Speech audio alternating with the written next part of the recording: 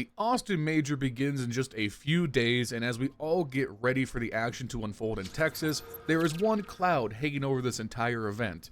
Can anybody stop Vitality from possibly winning?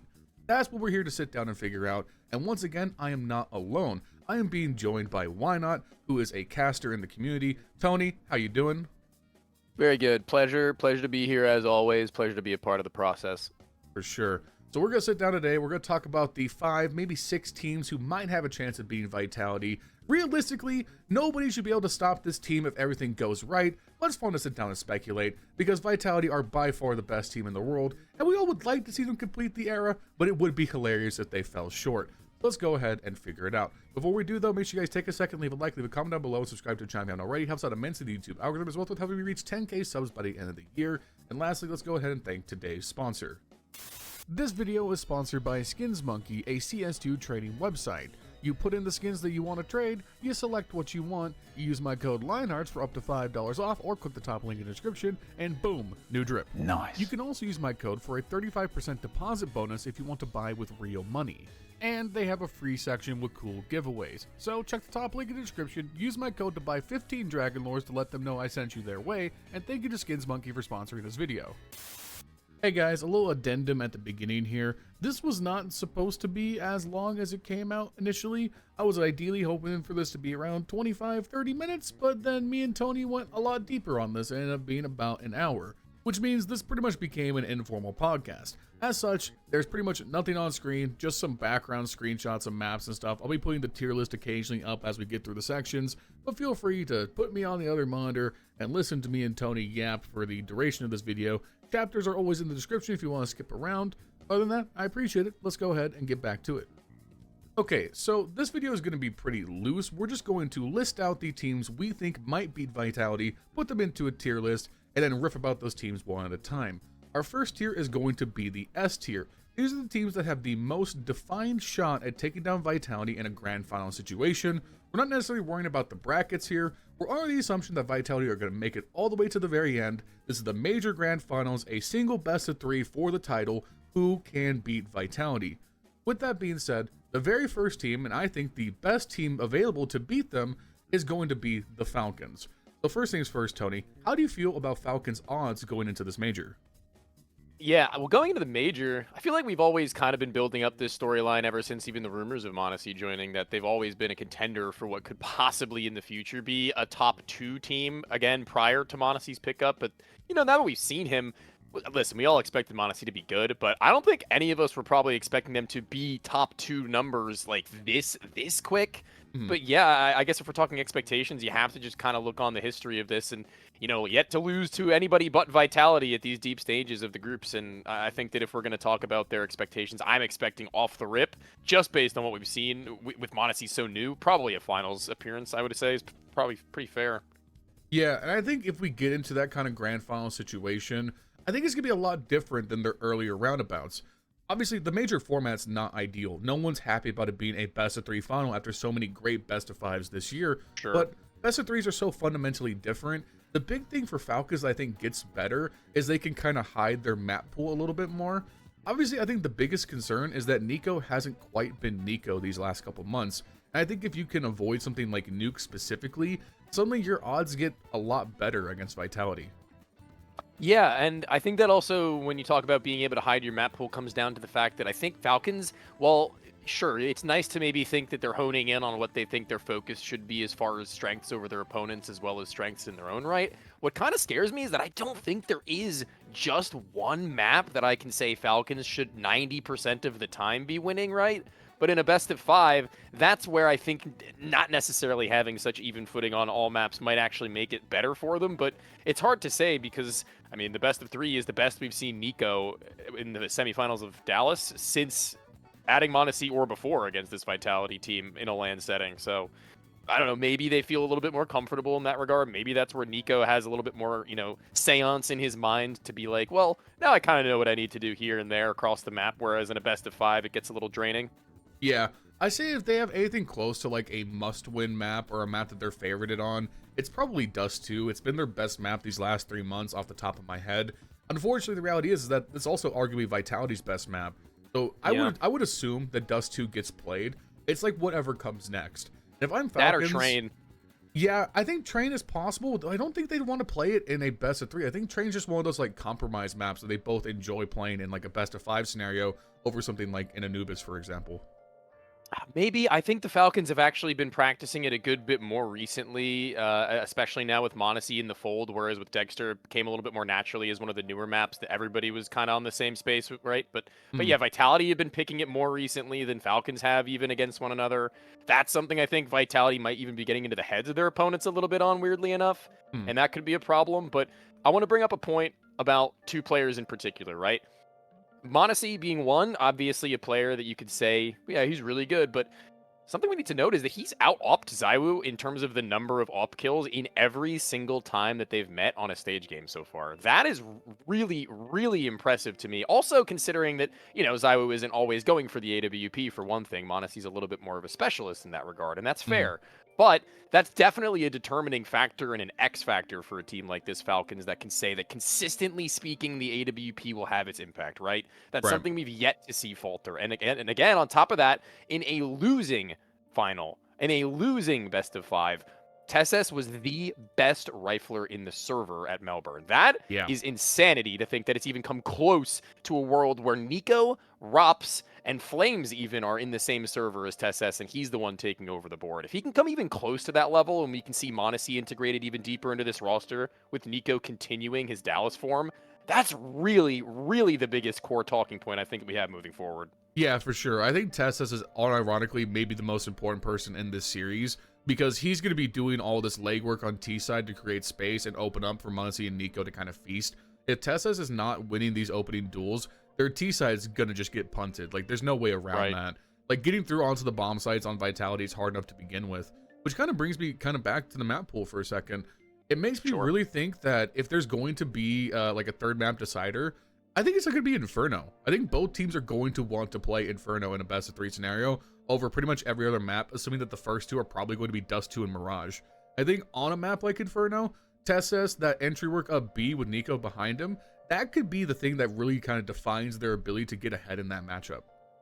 Yeah, and you know what? Let's also shed a little bit of light on somebody who's been sandbagged a little bit, and probably for pretty decent reasons, is that Magisk in the last 2 events has actually played the highest rated 2 big events he's had with this International Falcons roster, pre and post Dexter, in these last 2 of Dallas and Blast. And that's something people have to probably be a little bit worried about looking up against this team, to where if Magisk looks like a serviceable anchor player, let alone mid-round utility piece on T side, that's kind of worrying, considering he just clipped like he was in 2019 a couple of weeks ago. Yeah, and again, to come back to that, a lot of those good performances, he played quite a few good Inferno games. Him and TeSeS working around the A bomb site together, it was actually doing pretty well. So again, I'm really coming back to that if I was Falcons, I think the ideal best of 3 against Vitality would be Dust 2, Mirage, Inferno. I can't think of any 3 better maps that you'd want to have as like, this is our best try to take this team out. These are arguably our 3 best maps. These are maps that you would ideally want Nuke if Nico had been better. But Nico's been so poor in Nuke. Even at Dallas, he was so poor on it that I just don't think you can justify playing it. I guess where I'm going to leave my point for this team versus Vitality is just that, frankly, if it's not now, I don't think it's going to be ever with this 5. I think this is about as good a circumstance as you've built up this team with Mondesi that you could possibly have in order to take a win over Vitality. Yeah, especially with Kioske coming into the roster after the manager being such a like question mark. It does feel like, with dead team buff? no idea of it being like a better anchor going forward. We don't know what the roles are going to look like. So like Falcons are more than likely going to like reach their peak now and then maybe stumble a little bit in the start of next season. So it's going to be pretty hard to find those opportunities, I think. Overall, if I had to give them like a shot, if we were like to weigh the odds, it feels like no matter what, you have to give the deference to Vitality, better team, no matter what. But I feel like it's, instead of this being like a 70-30, 80-20% kind of odds, I think Falcons have a solid like 60-40 shot against Vitality. Like it's about as close to even out of any other team we could pick. I think even last seeing the best of 3 that we had witnessed at Dallas, like I was saying, I'd even go with like a cool 45-55. That 10% difference, if we're talking about how maps are like within like 3% differences on CT and T side, that's how my brain's operating right now. I can give it a 10% difference. That's a pretty big difference in my mind even still. I think if I pull it up real quick, I believe they even played Nuke in that matchup. Hold on one I second. just, as an aside, while you look that up, is that I think, honest and truthfully, this Falcons Vitality matchup is one of the only matchups in Counter-Strike on stage that I'm willing to sit through every single map. There's not a map where I'm like, well, I'm going to probably head out for a little bit and come back for map 2 or 3. I'm going to leave for a little bit and maybe come back for, Nuke because I'm not a big Inferno fan. It's like, no, I'll watch every single game. Yeah, that's true. I mean, there's definitely there were definitely a lot of points in the Dallas Grand Finals, for example, where I was just sitting there in Discord playing Balatro because the game was a foregone conclusion. So there's definitely it will be the most exciting matchup, bar maybe one more team coming up later in the video out of like our potential Grand Finals. So we do have to give a lot of deference to our other S tier team, and this may be a surprise. It's going to be Spirit, not Mouse, Spirit. And I think there's a lot of compelling reasons to say that Spirit are in fact the second best team to take Vitality. The first being, you have Donk. Donk is the X Factor of all X Factors. He is, even against Zywoo, the best player on the planet. Basically, with Spirit having Donk, and I think Shiro is not that far behind the rest of the players on Vitality, they have maybe the best firepower to potentially deal with Vitality. Yeah, this is where conversation for me gets a little bit difficult because I think that these players on Spirit, obviously and for good reason, are relying on an individual like Donk, and obviously as well, Shiro being a more than capable opper against anybody in the world, but always seemingly just falling short of a Zywoo, a Monacy, whereas historically, that wasn't really the case when he was hitting his initial strides. He was always somebody that you could say was almost 50-50, if not better, on a really good day than those two guys. But now, it's come to a point where I think conversation might just be getting into him or something along those lines, because if Donk and Shiro both aren't on A game, and I'm not even talking A game, S game, if they're not playing to their peak, they can't beat a team like this. But that's not to say that they can't hit those strides. We've seen it happen and been done.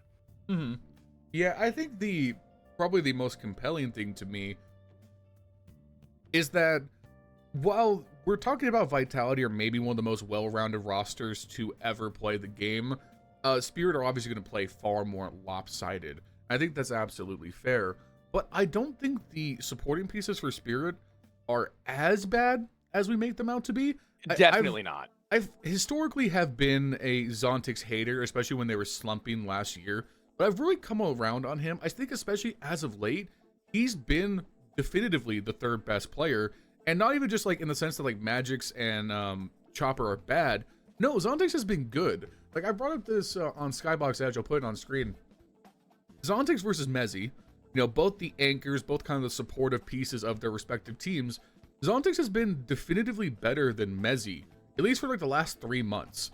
Zontix averaging a 1.12 rating. He has really, really good high effective trade value. He's getting a ton of damage every round. Like, he has been not just okay at his roles, he's been great, and he's had a lot of great series.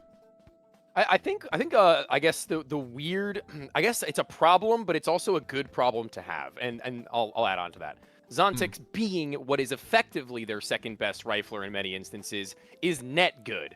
Is it supposed to be what's happening?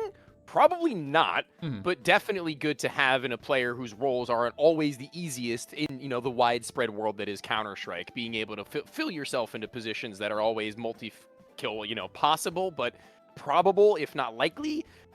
It always kind of comes as a hit or miss sometimes. But the real problem that comes with this is that Magix is the guy I feel like that we should be pointing the finger to put together a little bit more consistent results. He doesn't need to be the, number 2 rifler in the world, but we'd like to see him kind of contest with Zontix as the number 2 rifler on this team sometimes, at least, right? It's not really a matter of one of these two players continuously proving that they can be that guy, but one of the two of them doing it and doing it regularly, and we only really see Zontix pulling ahead with those kinds of performances, I feel like, at least on a regular, consistent basis. Yeah, I think the hardest thing to predict is going to be Magic's level, because obviously I think we all have this just thought in the back of our mind. Shanghai, the finals against FaZe, will he do it again? It's like, but if you're betting on Magix to have a 1 in 1,000 performance again, it feels like you're already kind of just conceding the match. They need to be able to win without Magix just having the best performance of his life again. Because even then, it might not be enough. Like, Vitality are so deep that... oh, excuse me. Vitality are so deep that Magic's going off might not even be enough. Yeah, and I don't really like to be that guy, but I will be that guy today, okay? The last Okay. time that we had seen Magic's go in a series in a best of 3 that they had gone for, a good run and seen him actually go positive across the board in a majority of the maps played was against Eternal Fire over 2 months ago now, which is like in a playoff match in particular. And that's like something you can't have. That's just something that can't work functionally in playoffs consistently. We've seen him go negative by, I think, probably like 10 kills against Astralis in the last that they had played, right? A series that they'd won 3-1. That's kind of crazy. Against Furia, he goes minus, I think, 4 or 5. That's crazy. I remember these numbers because I was doing research onto what I think is actually going wrong with Spirit right now, and that isn't making them a contending team, right? They looked good against NIP. They play against Vitality. Again, missing. Vitality before that, missing. Navi before that, missing. Mao's before that, missing. And I can go down a list as far as 2025 would go, but I'll refuse to ramble so you can interject here. But it just really, really hurts me to think that Magix is a player that could have been replaced at the end of this major cycle by Kyosuke, rolls aside, and it almost definitely still would have been better. Yeah, it's an unfortunate what if where his miracle game is just like you can't kick him after essentially winning the major for you. Obviously, Donk was still the best player. You can't just be so dismissive about it, but he was that good. He deserved the chance to kind of continue. People thought he'd continue. Yeah, which I mean was possible. It was like an outside shot, but it was possible. One thing I will add, I do think actually in a contrary point to Falcons, Nuke is actually probably a lot more important to this series for Spirit because to point out, the one good game that Magix has had against Vitality was on Nuke. So, like, it just seems to be a map that he is very comfortable on. His CT side play up in the heavens, down on the A side, it just seems genuinely very good. So I do think Nuke would be more important in a series like this compared to other people. Yeah, I don't disagree with that. You're saying Spirit in general across the board or Magix? Yeah, I think both. I think Donk's actually, obviously, one of the best yard players, and Shiro's very mobile with the omp. I think their CT side on Nuke is just very, very good. I think compared to Falcons, they don't have like a dead weight player, whereas Nico's been so bad on Nuke these last couple months, I don't want to touch it with a 10-foot pole. I think to add, I guess an argument to that, I think Mirage is that map for me. I think Mirage for Spirit is a really good one because we see a lot of impact coming from all the pieces in the play, and Magix being just the one guy to where if he takes his foot over the line a little bit more, they just outright win. I think the last time we had seen them compete and play on that map, it was a I don't want to misnomer it, but it was a high scoring game that Vitality win. Before that, it was a double digit game that Vitality win, and then before that, another double digit game that Vitality win. And it's always like, if you were to watch all these maps compiled like back to back to back, finding what's missing is so hard because even when Magix gives that extra 10%, it just seems like we're not getting that player that I was speaking of before in Shiro. We're not seeing him take over games. We're seeing him actually just hit sitters and not be any sort of a defining factor, which is more than fine in any other game except for a player against Zaiwu, right? Yeah, I mean, I've been one of Shiro's biggest defenders. My hot take going forward is that Shiro is arguably the 4th best player this year. It's him or Rops at 4 and 5. And I do think that Shiro's just been genuinely excellent. I think he's been good in a lot of games. Like, back at Astana, there were odd maps where Donk went missing on Train against Gamer Legion and then almost against NIP again. And on those Train games, it was Shiro just going gonzo to keep the team in the game. So I think Shiro is more than capable. I think in the actual just op v op matchup, Shiro is capable of holding his own against Zaiwu. I don't think that matchup is not against his favor. I think it really is one of those things where I almost want to say you don't play Dust 2, even though arguably Dust 2 is Spirit's best map. Because I feel like you're giving Vitality too much of a puncher's chance. Even though like the CT side for Spirit is the best in the world, Donk on Dust 2 just goes crazy. I almost wonder if you just want to not play it and maybe play something that's more of a coin flip instead of something that's just so comfortable for both teams. But that's like such a hard call to make. Aside, I actually think it's now. I was just kind of sitting here and pondering who I would pick as my number 4. Other than that, I guess it's him or Rops. I don't know where I was conjuring up an idea that there were some other Nomer players that because Nico and Zantares have fallen off as the years gone on. Yeah, and FaZe has players that I always hope can meet that top 5 mark and could but don't. yada yada. But yeah, I guess I agree with your points to that extent. They're definitely in that same bar for me that you've placed them on your tier list. But I think that the issues that they have laid out are definitely looking on the worse end going into this major than Falcons are looking into the high end, if that makes any sense. Yeah, it's like these are both the S tier teams, but there is definitely a gulf where I feel much more confident about Falcons than I do Spirit. It's just if Spirit can make the miracle run, I wouldn't be surprised.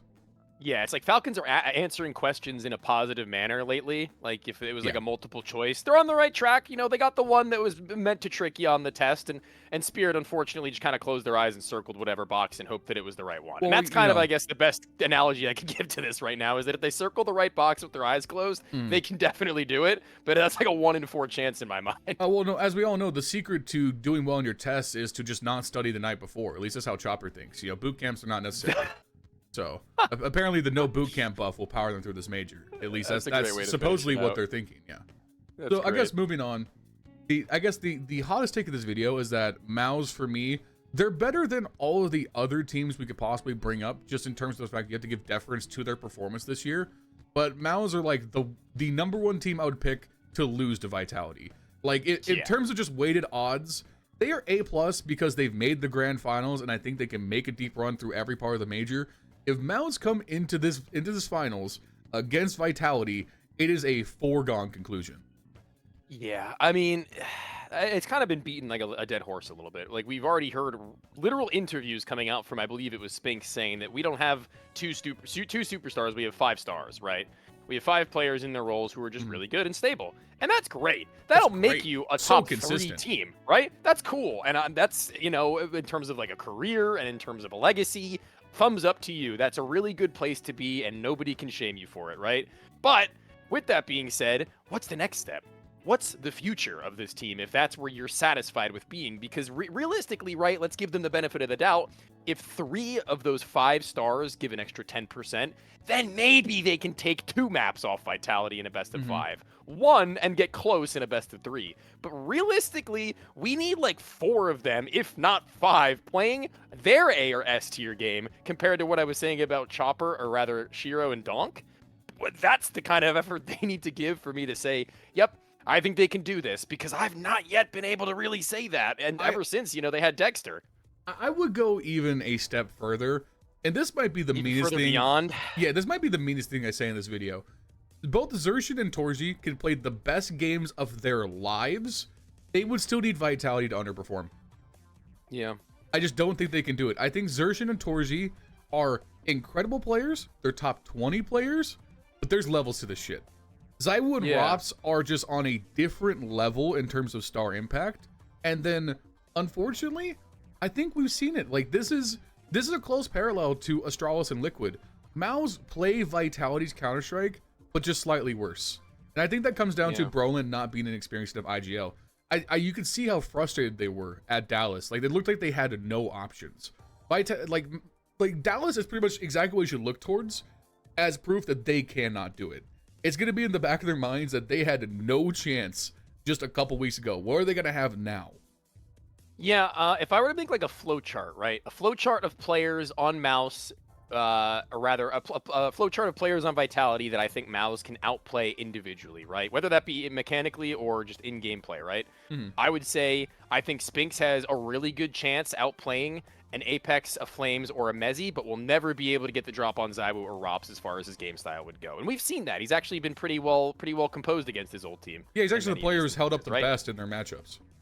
Right. I think that Jimfat can probably outplay somebody like Mezzi on a good day. I think he can outplay somebody like Apex on most days. But when it comes to Flames, Rops, and ZywOo, just the aggression and support that comes in, he's going to get overwhelmed. On that note about Jimmy specifically, Jimmy has not been himself this year. He has not been Anchor of the Year Jimmy.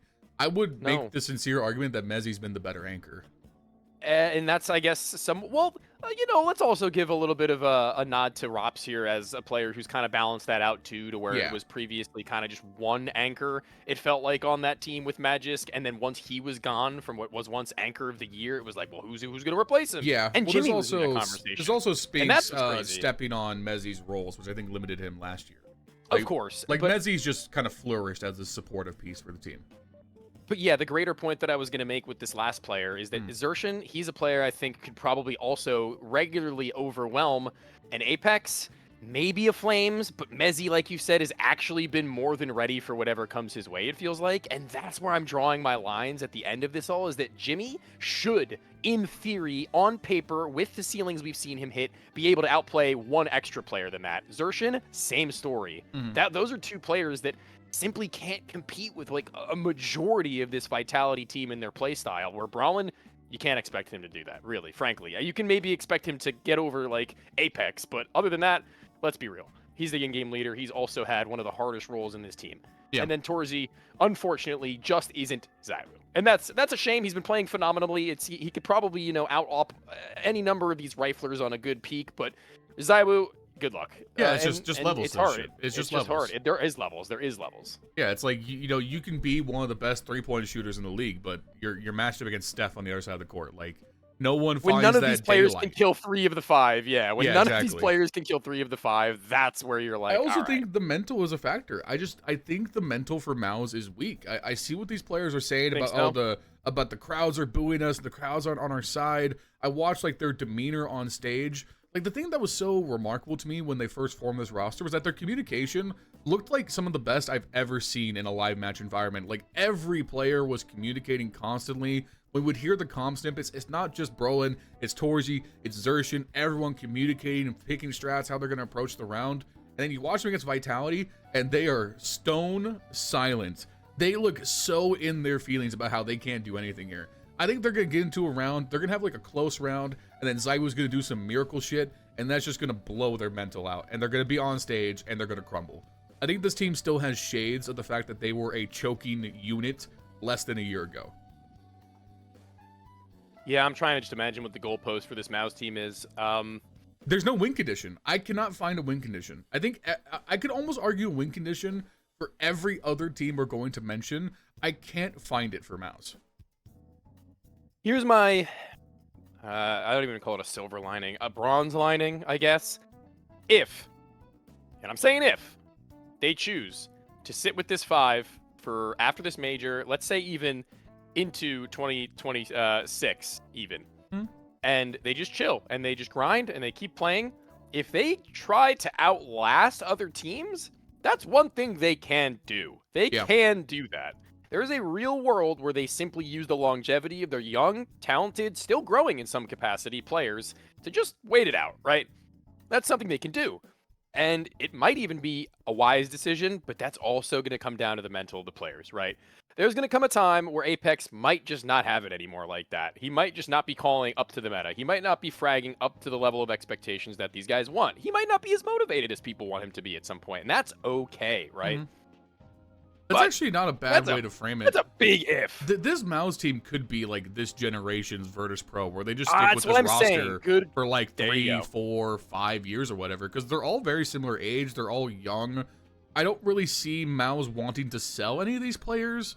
I don't think any of these players are going to want to walk away unless something goes wrong.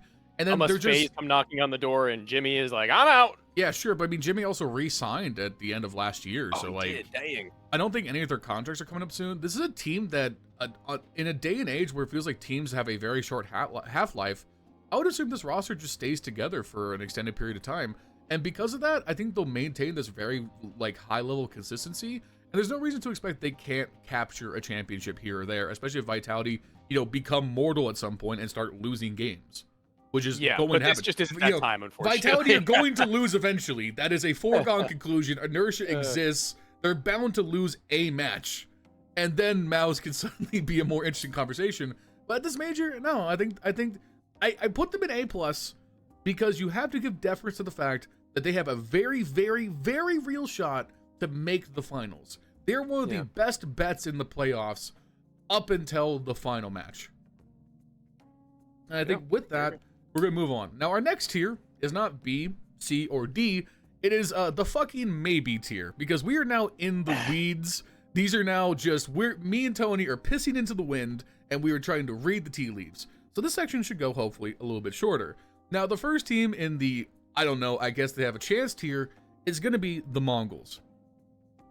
Now, this is the longest of cons. It's probably the most fun one to think about winning. If they were to win, that'd probably be the most hype of them, yeah. It is, and I want to say that off personnel, if there was just no miasma of choking hanging over this team, their personnel actually stacks up really well, and that's why they're an exciting team to speculate about, because 9-10 is amazing. He has held up the best in these big playoff games, and then Senzu is a top 5 rifler this year, and then Mizzino and Techno is like, how are these your third and fourth best players? These guys would be stars on like any other roster. Yeah. And then Blitz is so good at just getting his numbers in IGL. So like the depth of firepower is very, very real. It's just, when are they going to put it all together in a big game and not have one piece go missing?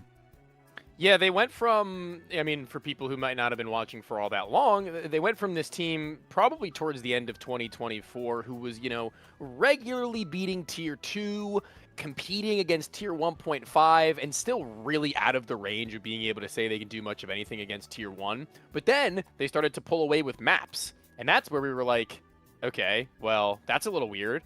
And then they evolved into a team that had upped their game. They were a tier 1.5 contender, a tier 2 always beating, and then a tier 1, well, maybe they could win this game. And they finally reached that stage where there is also a lot of weakness in what we could consider tier 1. I don't know if you consider elite tier 1, but like Na'Vi, that's still a tier 1 team in my mind. There's nothing to make me say that they're not a tier 1 team. They're still very much the same roster, right? Yeah, just for sake of discussion, tier 1 for me is the top 10. Yes, that's basically what I'm saying as well. So now they're at this point where they could, but have they? Not really. They've done it to Auroras, they've done it to Na'Vis, they've done it to G2s, but they still are just that much far away from being able to say, yeah, Vitality, but my only caveat to that is they just did the thing. They played against Vitality in Dallas, they took a map, and they took them deep on the other two. And that is a really scary prospect considering that trajectory I was mentioning moments ago. Yes, Dallas is definitely doing a lot of the legwork here. I have full confidence for Mongols to make it deep into this major and get into the playoffs. From there, it's a top coin 8 toss. Minimum, right? But yeah, like they feel like a guaranteed top 8 team, though there's obviously is no such thing. We don't know how things are going to play out. If they can get there, then the discussion becomes real. If they can get into a matchup against Vitality, we know what the firepower can do, and that's why they deserve to be here. We see the glimpses of what can be, and it's just, can they take the leap? And they're like 1 foot over the line of being contenders. They just need to take that second step and take a big series off a top 4 team. And if they beat like a Mouse, a Falcons, a Spirit, which they can do, the discussion becomes a lot more interesting. Yeah, especially if we see that leading up to what would be a Vitality game. You know what I mean? Like, like hypothetically speaking, it was a quarterfinal. They beat Falcons. Then we're all like, okay, wait a minute. Yeah. All right, you know? Yep, and it comes down to Senzu. Like, everything about this team comes down to Senzu. He needs to take the superstar leap. This is a guy who should be the 5th best player in the world. Like, when he's playing to his game, he has that level of eye test. And so he needs to just, he's got to make the leap, man. He's got to fulfill that ability he has. And if we can see him take that leap of this tournament, the discussion is there. But that's why it's in fucking maybe, because who the hell knows? Yeah. And, you know, I guess kind of as a segue, if we're wrapped up with that, you know, I guess, what if, can they, will they, won't they? Aurora are kind of in that boat with like 5 players right now. More so 4. We'll say 4. Literally all 4 of these players on any given day, I could close my eyes and throw a dart at a board and be like, if it hits the center, they're going to win the best of 3 no matter who it's against. If they've got Zonteras, if they've got Woxic, Wakadi, and Joda, and Major is calling an even half-decent game, yeah, I'm kind of worried. I'm kind of worried for Vitality on that day, right? The only thing is that we haven't seen that one day consistently since adding Joda since pretty early on towards the beginning. That was where I was actually seriously worried about them being a top 2 contender, if not number 1 at some point. Yeah, my 2 biggest worries with Aurora are this. That's a little bit of a stretch, but yeah. It follows exactly this formula. In a best of 3, Vitality are never, ever, ever in a million years giving them Anubis. It's just not going to happen. And once Anubis goes off the board, I feel like so too does their chances. It's going to be so much tougher without the comfort of that home map. And then following that, it's going to be Zontares. Because Zontares had not even like a discussion. He was the 4th best player in the world to start this year. Like going Blast Bounty through Katowice, starting into Cluj, he was undoubtedly right behind, I would say even right behind Donk to start the year, because Nico kind of came out the gate struggling a little bit. It was him and Donk as the two best riflers in the world. And he has just unfortunately slowly dropped off, especially in the middle of the year. Pro League, Lisbon into Bucharest really kind of stumbled. And I need to see Zontares be just the nuclear takeover Zontares. That's like an absolute must. Like, they cannot get by without that. No, I agree with that. I guess that really, unfortunately, the conversation can kind of just end with, they do live and die on Zontares being the #1 rifle in a server, right? Mm-hmm. That is really it. If that's not happening, they don't really have the players in the depth of game to be able to say that they can pull one over the eyes of Vitality at the very least, because that's who we're talking about. You might be able to pull that against any other team, but against Vitality, not happening. Yeah, because, Woxic has been very consistent. Woxic's also one of those players who's going to get a big clutch in a series, like, almost every time, and it's going to be, like, a big momentum swing, so I'm not worried about him. Wicadia, he just needs to not give up advantages, because, he has those moments where he does these ridiculous double kills, and you're like, holy shit, this guy's amazing, but then he'll do it again, get the first, and swing for no reason and die. And Vitality will punish those, all just routinely. And then Jota's just good. Jota's just good. I have no complaints about Jota. I do have a thought. If you have anything else to add about the team after this, but this is kind of my parting ways piece thing. Mm-hmm. They tried this once already, and it didn't last very long. It didn't look terrible, but it didn't look great, and I just kind of wonder how long until they experiment with the idea of Woxic once again taking up the reins of in-game leader whilst Major gets phased out for another rifler. Ugh. And the only reason I say that is because the path they've been on with replacing roles effectively with firepower, it's kind of been working. And that's scary. It's been working to a level, to an extent, right? But yeah, Major's not getting any better. His calling has remained about the same. Still very good in some instances. Still very middling in others. Never really, out-calling the best of the world, but keeping up. But yeah, I wonder how long until they even think about trying to do something like that again. I don't really want to stare into the abyss of Woxic IGL ops, so I'm gonna save that one for contemplation later, looking out over the sunset. He just looked so much better when he stopped doing it, and now he's kind of back where he was when he was doing it. So it's like at that point, like, fair enough. I just don't going to pick up to op for them otherwise. I've been on record as saying that op IGL is the worst possible role you could ever have on a team. So I'm gonna leave it at that, and we'll save that speculation for another time. Okay, wait. Well, okay, hold on. But just because you don't think it's a good role doesn't mean that you don't think that they might try it still. Yeah, and I wish they would not. Good. There you go. So the last team, and fucking maybe, this one shouldn't be a surprise if you just consider roster construction and what the teams bring to the table. It's going to be Team Liquid. And Team Liquid, as well as the last team we'll talk about at the end, are the most speculative picks, because we don't have a whole lot of data to back up either of them. It's just basically kind of going off eye tests of what we kind of project the rosters to look like. And Liquid, I think if they continue down this path, and Shuhei is a permanent addition, which why wouldn't he be? But, if Shuhei is the next Liquid era, this team on paper is very, very good. In terms of just the rifling core of NAF, NERTZ, Twists, that is arguably one of the best rifling cores in the world. Yeah.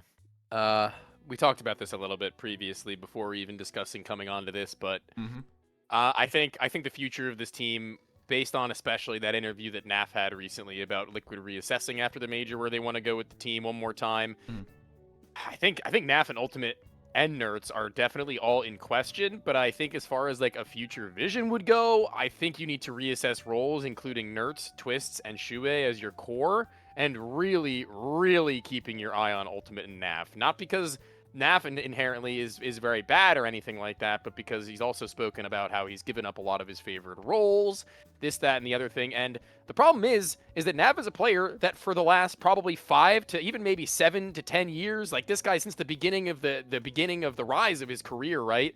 He needed the roles that suited him. Once he was in his spot, you keep him there and you don't touch him. And they did the taboo. They touched him. They touched the talisman. And look what it's done. It's ruined him. And it's not his fault primarily, because if you were to put him in those same roles in any other top team, I guarantee you his numbers skyrocket. I guarantee you it. And that's my problem moving forwards with this roster, is that I don't want NAF gone, but I think it's kind of a necessary thing for them to move forward.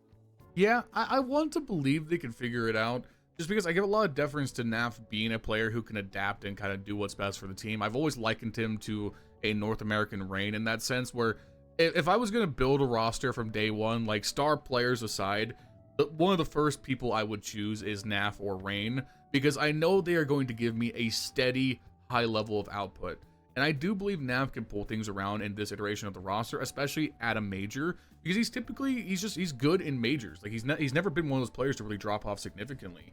So American major, maybe it's a dead roster buff. They're going in on a flyer. They meet Vitality somehow in the bracket. They make it all the way to the grand finals. Can they do it? Probably not. Probably not. However, it's not zero. And I think Liquid are going to be one of those like underappreciated teams at this major. I think they are a definitive dark horse.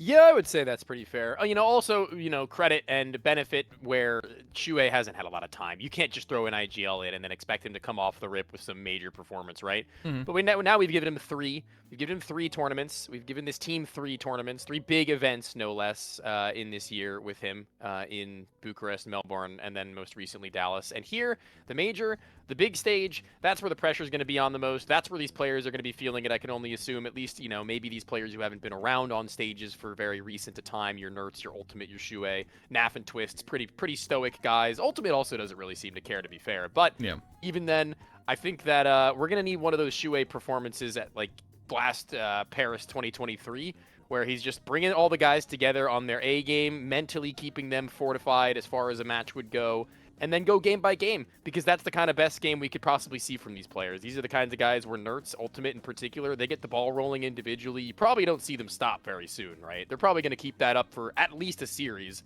Going into like a whole tournament, though, that's the kind of players we need. Otherwise, that's exactly the conversation I have where, keep an eye on somebody like Ultimate who didn't, again, care who he was playing against when he first joined this team, and that's what everybody respected so much. And now it seems like he needs to care, and that's kind of awkward, you know what I mean? Yeah, I think the big problem for Ultimate is that he's just going to get eviscerated by ZywOo. Like, it is nuclear bomb versus coffee baby. Like, Ultimate has potential to be a great omper eventually, but it's just like, dude, you're stepping into the dojo against the master. Yeah, like, and he didn't play terribly, I will say, the last time they faced Vitality and lost 2-0, by the way. He actually played pretty serviceably. He does well into all the other players, but that matchup one-on-one against ZywOo has been just getting... ZywOo finds him. Just torn apart. I remember very vividly, like, one of the first events, it was back when they still had Yakindar. It was on Anubis, and ZywOo just out of nowhere just started finding Ultimate on every single round on T side. I'm telling you, he finds him. Boosting up over mid, catching Ultimate in dark, whatever. He would hunt him down.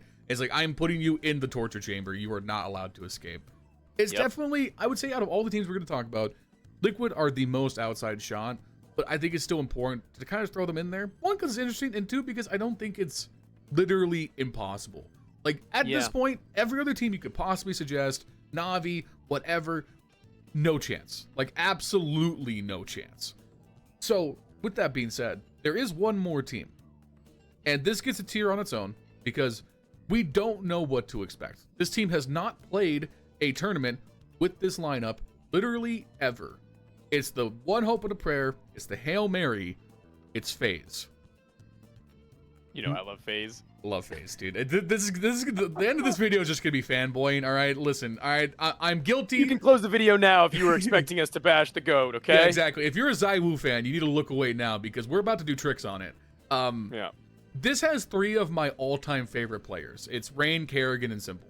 And I think Frozen and Elige are also more than good enough in terms of rifling. I think if you line up Rops and Flamesy against Elige and Frozen, they are very comparable. Obviously, Rops is the best player, but these two are not far behind. Simple's form at Dallas, I think the best way to put it is it was promising. Like, was it consistent? No. But some of the flicks he was hitting, it looked like Simple was actually invested in playing again. Like, when I watched him play at Shanghai with the Falcons, Simple would obviously never say otherwise because he's a professional. Simple was there for the bag. Let's just call it what it is. He was bag chasing at Shanghai. It looks like he is here to prove he can play the game again.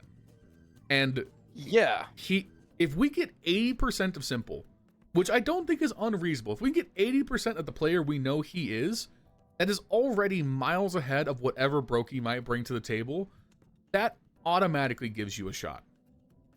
Maybe not so much tricks. Maybe I will reel back the tricks on Simple real quick. I will actually, not. to give him a bit of criticism, because he actually looked kind of nervous to me. A lot of his flicks didn't look like flicks that Simple would be hitting just based on the nature of his mechanic ability. I'd say at least half of them were kind of just nerves throwing his mouse across and hitting it, Yeah, and then being a little bit rust. shocked even visibly that he hit it himself. Yeah, The last time we'd rust. seen Simple on a stage was in 2023. Yeah. I worry for the fact that if they make it to the stage, that Simple is going to fall back into a very real habit that he's had in previous years of going a little bit to the wayside in a very important best of three. Not necessarily across an entire stage, but, maybe the first best of three, he needs an electronic to dig him out from what was otherwise a very, very difficult hole, right? Especially if we're talking about grand finals historically, he's been an absolute monster ever since his prime and peak, right? But that's assuming he gets to that point. That's assuming he shakes off any nerves he may have getting up to that stage. So I think my worry is that they don't get Simple warmed up well enough for that stage, and that's what I want to see. I want to see him absolutely farming the teams that he should. Yeah, if I had to put it this way, and I think that that's a fair point that you brought up, he definitely looked like he hadn't played for 2 years. Is the best way to put it. It looked like there was visible rust around the edges. I think that's to be expected. Which is why I think Dallas was actually like the perfect opportunity, because we got to see a little bit of good, a little bit of bad, but more importantly, we just got to see time under tension. We just got to see Simple in a server against, aside from PC Game, good teams, and him just getting used to being back into it. And this is purely just speculative psychology. There is no physical, realistic base for what I'm about to say. If they get into the playoffs, I think the first time Simple gets onto that stage and the crowd is fucking cheering his name, the GOAT is back. There could be, honestly, nothing better to fix the mental. Because there's got to be some part in his mind where he's like, it's been 2 years. I'm no longer the top dog. Do they still fear me? And in a playoff game, that is when people are going to still fear Simple. Because you should. Cue the Metro Man. So you're that punk I've heard about. Yeah, exactly. Like, is he going to be the best player? Is he going to be better than ZywOo? No, I just don't think that's realistic to expect. But again, you have to give deference that this is the best player to ever play CS:GO. This is one of the short list of the 5 best players in any version of the game. If there's going to be anybody who figures it out, it's going to be him. And if also you get a little bit of a buff by just throwing him an AK-47 similar to ZywOo, and he'll just kill any of your other teammates. So yeah, true. And I also there is just something to the sense that what realistically would he have to lose in a matchup? He is a stand-in with a month of practice. There's no real weight of expectation. Simple should just be going in and just trying to feel things out, play it game by game, and just kind of show people that hey, I'm still able to play Counter-Strike at this level. And I think if he can play under that mindset, which obviously isn't a guarantee, then the topic gets interesting. I think they have that ability just in terms of the roster construction. I think the big thing they'll have on their side is that Kerrigan is obviously the best vetoer of all time. If anyone's going to be able to find that hole in the map pool and try and set up the maps in such a way that they can deal with Vitality, it's going to be them. I would be shocked if they choose to play Dust 2. I don't know why you would voluntarily play that against Vitality. But maybe they flex into a train. Maybe they even go with something weird. Or maybe they try and bring out an Anubis, which Simple I think could be great on that map, for example. There's room to work around the margins. I expect Kerrigan to go deep in his bag here and give us a veto that's going to try and set up his team in the best way possible. I mean, let's also give some credence to players like Elysian Frozen, who we would be absolutely amiss to not imagine could potentially be top 10 level players, not even riflers, players in the world on the right set of circumstances, right? These guys can shoot. We've seen them do it recently. We've seen them do it historically. And if we're just going to use recency bias as a blinder, then yeah, sure, great. But on a good day where the comms are up, everybody's feeling good, everybody's making the right decisions, which is seemingly the biggest plague that this FaZe team had when Brokey was on it, at least. Mm-hmm. When everyone is making the right calls, individually playing well, is not really the biggest thing for them. I think that when that is flowing, this is what FaZe is known for. They're known for being able to make the best possible individual decisions at their peak, right? especially when we're looking back at before when they had twists and ROPS for that matter, right? You could trust anybody to do any certain thing, and as long as conversation between the players was flowing, as long as everybody knew what their role in the puzzle was, then yeah, it's all going to be well and good. But Yeah. you look back at a lot of these little interviews that we've seen most recently. You look back at some of these different documentaries we've caught. Hasn't really been like that. A lot of the frustration has come through with players making decisions that others would find to be a little bit off, right? Right. But I mean, we're gonna go based on word of mouth. The FaZe guys seem to be pretty hopeful about what the scrims have looked like with Simple thus far. Yeah, I think that obviously there's going to be a lot of like mythologizing, which we've engaged in to some extent. Obviously, FaZe at majors, I think, is a real thing. I think FaZe do level up in this biggest event format. And then Rain. Rain is kind of like the piece that is most important here, almost over everybody else, because Rain is the player who sacrificed the most to bet in a Liege. And if Rain can do anything close to even just last year's Rain, where he can just be okay, like, like at a 1.05, just do his job as the anchor here, that is going to move mountains in terms of consistency. And he got a little break. Yeah, he got a little break. He's coming in with the dad buff. Listen, dad buff's real, number 2. So, Rain is going to be the most important piece to this, in my opinion. I feel relatively confident that Simple will Simple will not throw the game. I feel like that, and maybe that's going to age like milk. I think Simple will not be the one to end the series, and I think Frozen and Liege are more than good enough to keep up with the other riflers. I trust Kerrigan's calling, and then it's gonna come down to him. It's gonna be, what do we see from Rain? Yeah, I mean, yeah, I get a little worried because I think there's a real world we're going to see Rain at potentially one of his lowest points. That's a potential. But, I guess the double-edged sword is that also, like you're saying, we could see him at one of his best. We could see that major buff. We could see the little bit of a moment of breathing with his child being born where, he gets to feel really good, but also maybe a little bit anxious. It's a lot of different psychology that could play into these things. But we've known Rain to not really be that much of a psychological player, in the game to worry about. He's always been the guy that you hope is about as level-headed as can be. But with that being said, you got to hope that this is, the most level-headed player that you have can be. This is where you need him at peak, not only as far as what he's ready to bring to the server mechanically, but as well as what he's going to bring to the server as a player historically who's been one of the most important to any run at a major we've seen from FaZe, it would feel like. Yeah, and I think that maybe this is probably the best way to kind of bookend it. There's no expectations, right? No, you're playing with a team that we're not even sure this is gonna. This is not even gonna be the 5 going forward. Most likely, it's not like, in any other previous year where FaZe has been like a top 5, top 3, top 1 team or whatever. You're not the favorites. There's no weight of expectation at all. It is honestly, it's very similar to Shanghai last year, where no one really knew what to expect, and FaZe just do FaZe things where they somehow blew 2 games in the groups, made the run through the lower brackets, and suddenly they're in the grand finals. What the fuck just happened? Like, the FaZe magic is one of those things that it's a joke, but there's also a lot of deference to the fact that it just keeps happening. And it would also make for the most exciting major. It would. Okay, let's. As far as storylines go right now. Yeah, listen. This is where the glazing comes back in. It would be the most watched match in Counter-Strike history if it's ZywOo fighting for his era versus the resurrected GOAT in Simple. I'm sorry. The Undertaker meme returns? Dude, come on. There was almost 250,000 people, which, let's be honest, ESL bought their streams, but that aside, there was almost 250k people watching Simple in a group stage match at Dallas. I can see it now, dude. I can see it now. The headline, Simple, the Undertaker resurrected again, and the intro is the Undertaker coming up from his coffin. Simple's face emerges. Shuts the fuck up, you fucking bitch. And then it's Vitality and Smash. Dude, like, listen, you have to, just as a fan of the game, would you not want to watch 2 of the best players to ever touch the product play each other in a major grand finals? That just does not happen. It does not happen that you get 2 of the best players ever at a similar point in the same event playing in a major grand finals.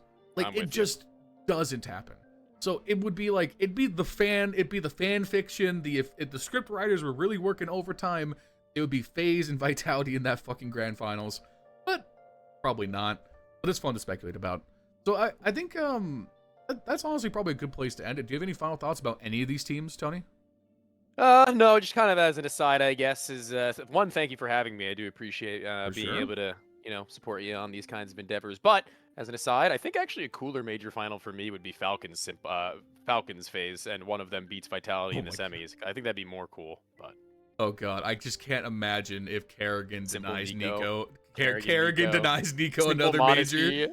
Yeah, I think it's just a lot of funny and cool little nuances Simple there. But yeah. once again comes out of retirement to deny Nico a major again. This is a deagle shot in heaven. Oh my Simple. god. Oh That's my, the ultimate script being written. Dude, Nico would disappear. We would never see him again. He is He wouldn't even react. He'd just kind of nonchalantly stand up, take his headset off, unplug his in-ears, and walk off stage. I'm going home. I'm going into the forest. You will never see me again. Fuck this game. I'm taking the bag, and you will never see me ever. But that's it. Oh, that'd be awful. That'd be awful. Of course, knowing Counter-Strike being random and majors never being guaranteed, it's going to be Spirit and FaZe again. Which would be unreal to watch that play out. All right, hold on 1 second.